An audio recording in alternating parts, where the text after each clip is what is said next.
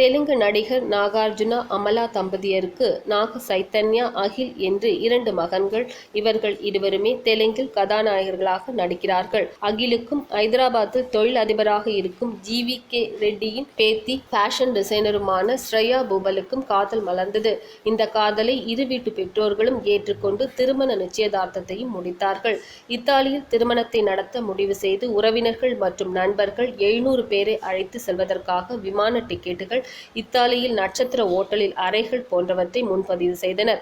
இந்த நிலையில் சமந்தாவும் நாக சைத்தன்யாவும் காதலிக்கும் தகவல் வெளியாகி அவர்கள் திருமண நிச்சயதார்த்தத்தையும் தடபுடலாக நடத்தி முடித்தார்கள். முதலில் அகில் திருமணத்தை நடத்துவது என்றும் அதன் பிறகு சில மாதங்கள் கழித்து சமந்தா நாக சைத்தன்யா திருமணத்தை ஐதராபாத்தில் நடத்துவது என்றும் முடிவு செய்தார்கள். ஆனால் தற்போது அகில் ஸ்ரேயா திருமணம் திடீரென்று ரத்து செய்யப்பட்டதாக அறிவிக்கப்பட்டுள்ளது.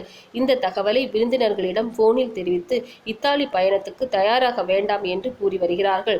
திருமணம் நின்றதற்கான காரணம் தெரியவில்லை.